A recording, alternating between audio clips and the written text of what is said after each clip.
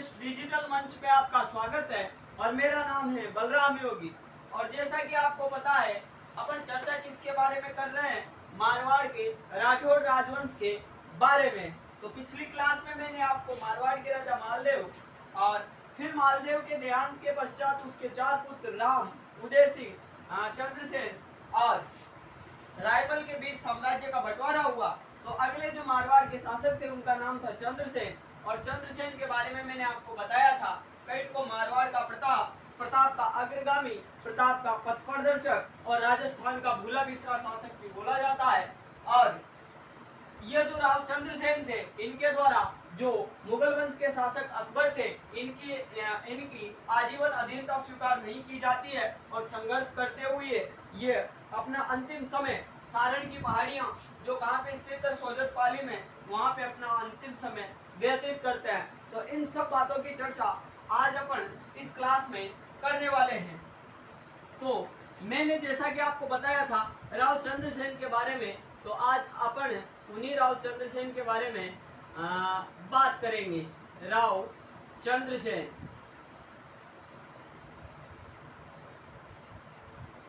कौन थे शासक? राव चंद्रसेन। तो ये शासक कहाँ के थे? मैं पहले आपको बता चुका हूँ कहाँ के शासक थे, मारवाड़ के। और इनके जो समकालीन मुगल वंश के शासक थे उनका नाम क्या था? अकबर। तो समकालीन मुगल शासक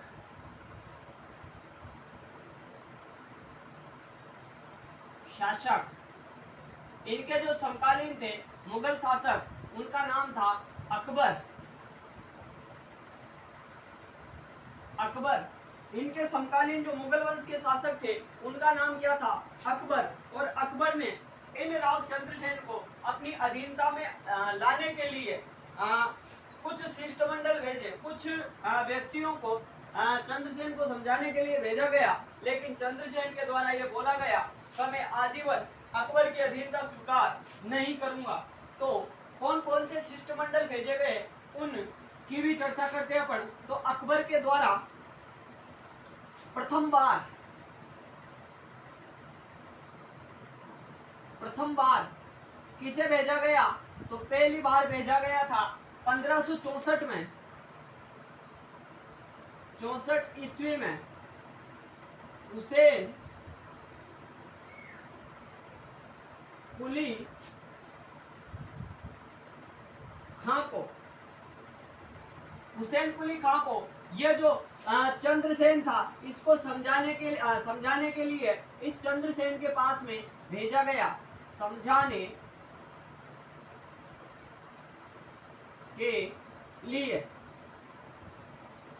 तो मेरे कहने का मतलब यह है, जो ये हुसैन कुली खां है इसको पहले शिष्टमंडल में अकबर के द्वारा राव चंद्रसेन के पास में समझाने के लिए भेजा गया तो भाई आप जो राव चंद्रसेन है वह मतलब आप जो चंद्रसेन हो, आप अकबर की अधीनता स्वीकार कर लो। लेकिन जो चंद्रसेन थे इनके द्वारा साफ इनकार कर दिया जाता है।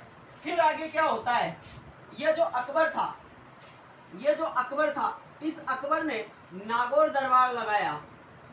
कौन सा दरबार लगाया? नागौर दरबार। और मैंने जब बीकानेर का इतिहास पढ़ाया था उस समय कल्याणमल के जो कल्याणमल शासक थे उस समय की एक घटना बताई थी कि कल्याणमल के द्वारा जब अकबर के द्वारा 3 नवंबर 1570 को नागौर दरबार लगाया जाता है तो कल्याणमल के द्वारा अपने पुत्र पृथ्वीराज राठौड़ और राय सिंह के साथ अकबर की अधीनता स्वीकार कर ली जाती है। तो ये वही नागौर दरबार था। कब लगा? 3 नवंबर 1570 को। तो अकबर के द्वारा फिर नागौर दरबार लगाया गया। तो नागौर दरबार में ये चंद्रसेन आए तो थे, क्या कहना चाहता हूं मैं, ये नागौर दरबार में आए तो थे लेकिन अकबर की अधीनता स्वीकार नहीं की जाती है। किसके द्वारा? राव चंद्रसेन के द्वारा। कहने का मतलब पहला शिष्टमंडल 1564 में हुसैन कुली खां के नेतृत्व में, लेकिन चंद्रसेन के द्वारा अधीनता स्वीकार नहीं की जाती है। फिर 3 नवंबर 1570 को अकबर के द्वारा नागौर दरबार लगाया जाता है और नागौर दरबार में भी ये राव चंद्रसेन मारवाड़ से तो आते हैं, कहाँ? नागौर दरबार में, लेकिन यहाँ पे भी अकबर की अधीनता स्वीकार नहीं करते हैं और वापस कहाँ पे चले जाते हैं, मारवाड़। तो अब आगे की बात बताता हूं मैं। जब चंद्रसेन के द्वारा अधीनता स्वीकार नहीं की जाती है तो इसी अकबर के द्वारा जो दूसरा शिष्टमंडल है, दूसरा शिष्टमंडल कहने का मतलब सैन्य अभियान, तो जो दूसरा सैन्य अभियान है वह 1574 ईस्वी में जलाल खां के नेतृत्व में कहां पे भेजा जाता है। दूसरा जो शिष्टमंडल है वो जलाल खां के नेतृत्व में कहां पे भेजा जाता है, चंद्रसेन के पास में। क्या करने के लिए, समझाने के लिए, समझाने के लिए। कहने का मतलब राव चंद्रसेन को समझाने के लिए पहली बार 1564 में हुसैन कुली खां गया और दूसरी बार शिष्टमंडल में समझाने के लिए कौन गया, 1574 में जलाल खां के द्वारा राव चंद्रसेन को समझाने का प्रयास किया गया। लेकिन ये जो जलाल खां थे ये भी राव चंद्रसेन को समझाने में असफल रहे। फिर तीसरी बार क्या हुआ, तीसरा शिष्टमंडल, और ये तीसरा शिष्टमंडल कब गया था, 1577-78 में रायसेन व शाहबाज खां के नेतृत्व में इस राव चंद्रसेन को समझाने के लिए तीसरे शिष्टमंडल में किसको भेजा गया था, तो उसमें भेजा गया था राय सिंह और शाहबाज खां को।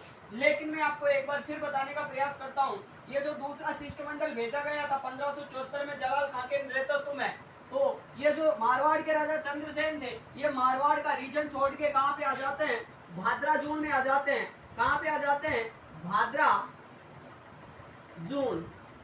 कहां पे आ जाते हैं, भादरा जून में आ जाते हैं। मेरे कहने का मतलब ये है, जब दूसरे शिष्टमंडल में 1574 में ये जो जलाल खां थे, ये जलाल खां जब चंद्रसेन को समझाने के लिए जाते हैं तो चंद्रसेन के द्वारा अधीनता स्वीकार नहीं की जाती है और चंद्रसेन मारवाड़ का रीजन छोड़ के कहां पे आ जाते हैं, भादरा जून में। फिर जब तीसरा शिष्टमंडल 1577-78 में शाहबाज खां और राय सिंह के नेतृत्व में जाता है, कहां पे, भादरा जून में। यह शिष्टमंडल भी इनको समझाने के लिए गया, समझाने के लिए। लेकिन यहाँ भादरा जून में भी अधीनता स्वीकार करने से राव चंद्रसेन के द्वारा मना कर दी जाती है और इस भादरा जून से ये जो राव चंद्रसेन थे ये कहां पे आ जाते हैं, सिवाना आ जाते हैं। अपनी संकटकालीन राजधानी कहां पे आ गए, सिवाना में। सिवाना कहां पे आ गए, सिवाना में। और सिवाना में आने के पश्चात जो सोजत की पहाड़ी पाली में वहां पे वैसे इनका देहांत हो जाता है। लेकिन आजीवन जो मारवाड़ के राजा चंद्रसेन है इनके द्वारा अकबर की अधीनता स्वीकार नहीं की जाती है। तो इसमें आपको याद क्या रखना है, चंद्रसेन को समझाने के लिए पहले शिष्टमंडल में कौन गया, दूसरे में कौन गया और तीसरे में कौन गया। उसके अलावा नागौर दरबार कब लगा था और इस नागौर दरबार में भी इसके द्वारा अधीनता स्वीकार नहीं की जाती है चंद्रसेन के द्वारा। और अंततः इनका जो देहांत है वो सोजत की सारण की जो पहाड़ियां हैं सोजत पाली में पड़ती है, वहां पे इनका देहांत हो जाता है। तो ये था राव चंद्रसेन के बारे में। अब चंद्रसेन के पश्चात अपन मारवाड़ के अगले जो शासक है जिनका नाम है मोटा राजा उदय सिंह, उनके बारे में चर्चा करते हैं। आप इसको नोट आउट कर सकते हो। अब अपन आगे की बात करते हैं। तो जिस प्रकार महाराणा प्रताप, मेवाड़ के महाराणा प्रताप के द्वारा आजीवन अकबर की अधीनता स्वीकार नहीं की जाती है, उसी प्रकार ये जो मारवाड़ के थे राव चंद्रसेन, जिनको मारवाड़ का प्रताप भी बोला जाता है, इनके द्वारा भी आजीवन ये जो मुगल शासक अकबर था इसकी अधीनता स्वीकार नहीं की जाती है और अपने राजपूत होने का जो धर्म है वह इन्हीं चंद्रसेन के द्वारा निभाया जाता है। तो अगले जो शासक थे उदयपुर के, उनका नाम था मोटा राजा उदय सिंह। मोटा राजा उदय सिंह।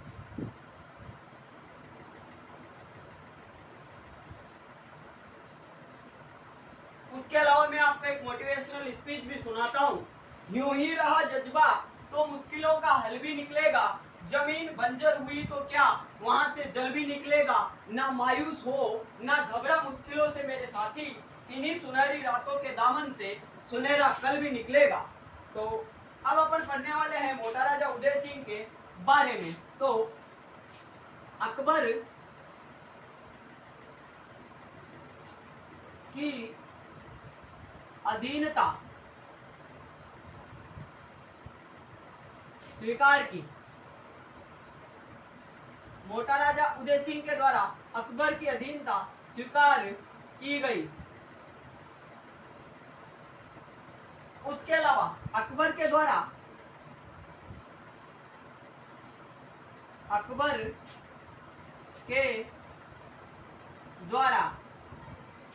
इनको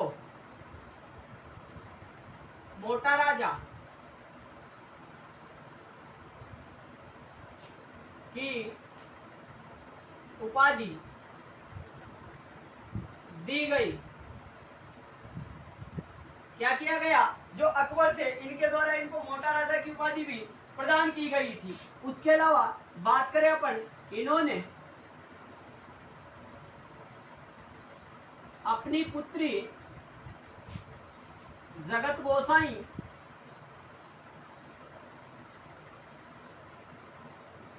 जिसका दूसरा नाम अपन को भानुमति मिलता है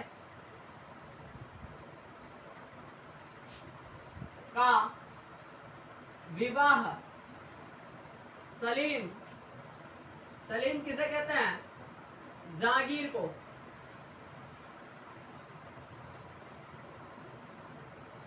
जहांगीर से करवाया, जिससे खुर्रम, अरे खुर्रम किसे कहते हैं? खुर्रम तो खुर्रम कहते हैं अपन शाहजहां को, जिससे खुर्रम यानी शाहजहां पैदा हुआ।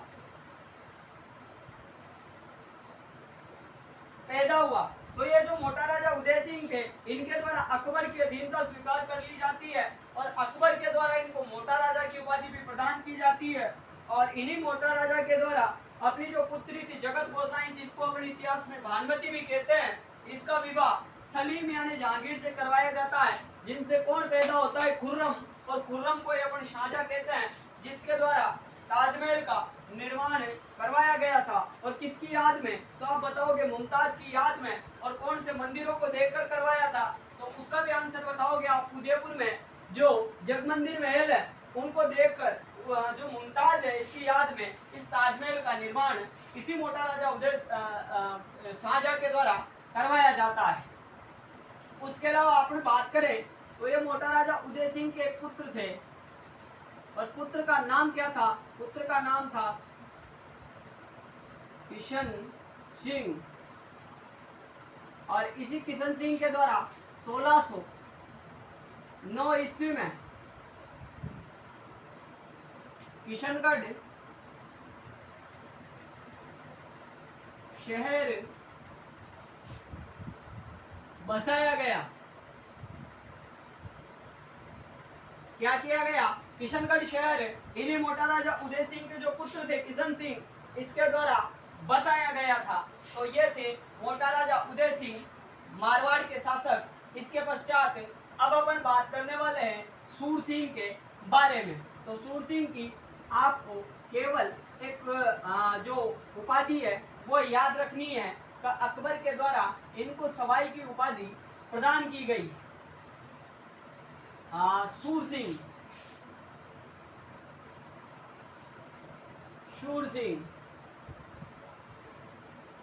तो इस सूर सिंह की आपको एक उपाधि याद रखनी है, वो क्या है? अकबर के द्वारा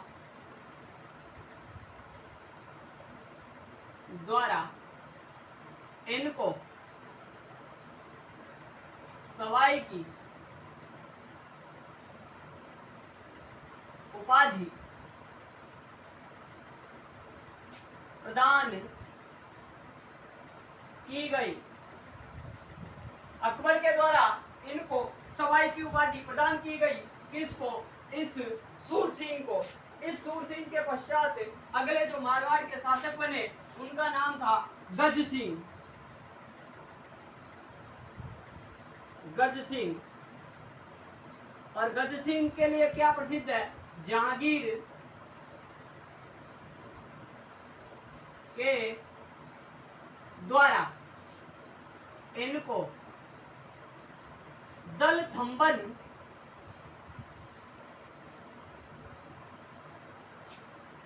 की उपाधि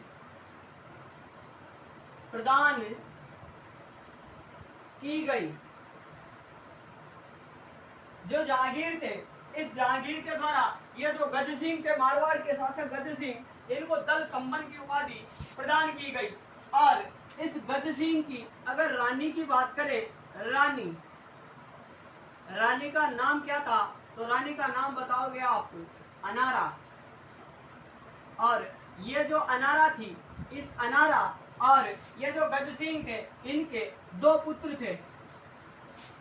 कितने पुत्र थे? दो पुत्र। एक पुत्र का नाम था जसवंत सिंह,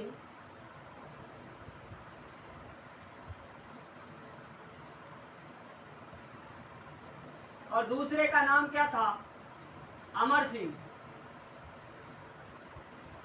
अमर सिंह, देखो मैं जो आपको बता रहा हूं उसको समझने का प्रयास करना। जो सूरसिंह थे, अकबर के द्वारा इनको सवाई की उपाधि प्रदान की गई, ये था सूरसिंह के बारे में। अब अपन बात कर रहे हैं गज सिंह के बारे में। तो जहांगीर के द्वारा इनको दल थंबन का शाब्दिक अर्थ होता है समूह को रोकने वाला, की उपाधि प्रदान की गई। उसके अलावा मैंने आपको बताया गज सिंह की एक रानी थी, और रानी का नाम क्या था? तो रानी का नाम था अनारा। और अनारा और गज सिंह के दो पुत्र थे, एक का नाम अमर सिंह राठौड़ और दूसरे का नाम जसवंत सिंह राठौड़ था। तो होता क्या है, ये जो गज सिंह थे, ये गज सिंह इस अनारा के प्रभाव में आकर, किसके प्रभाव में आकर? अनारा के प्रभाव में आकर शासक किसको बना देते हैं? तो शासक बना देते हैं इस जसवंत सिंह को। शासक किसको बनाते हैं? जसवंत सिंह को। और ये जो अमर सिंह राठौड़ है, इनको नागौर का परगना प्राप्त होता है। क्या होता है? नागौर का परगना प्राप्त होता है। मेरे कहने का मतलब यह है, ये जो गज सिंह है, ये गज सिंह अपनी रानी अनारा के प्रभाव में आकर अपने बड़े पुत्र अमर सिंह राठौड़ को शासक न बनाकर किसको शासक बना देते हैं? जसवंत सिंह राठौड़ को। क्योंकि जो जसवंत सिंह राठौड़ थे, ये भले ही वैसे तो छोटे थे, लेकिन गज सिंह के द्वारा इस जसवंत सिंह राठौड़ को अपना उत्तराधिकारी बना लिया जाता है। और ये जो अमर सिंह राठौड़ है, इसको नागौर रियासत का परगना प्रदान किया जाता है। तो अगले जो मारवाड़ के शासक है, उनका नाम है अमर सिंह राठौड़। तो अमर सिंह राठौड़ के समय में कौन सा युद्ध हुआ, क्या क्या इनके बारे में अमूमन एग्जामों में प्रश्न आने की संभावना से बनने वाले जो प्रश्न है, उन सभी प्रश्नों की अपन चर्चा करेंगे। लेकिन वह चर्चा करेंगे अपन अगली क्लास में। तो आप इनको नोट कर सकते हो।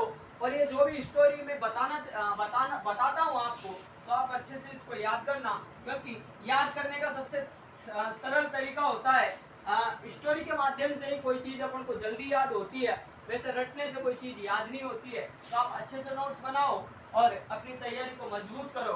तो आज की क्लास और अभी के लिए इतना ही। धन्यवाद। आपका दिन शुभ हो।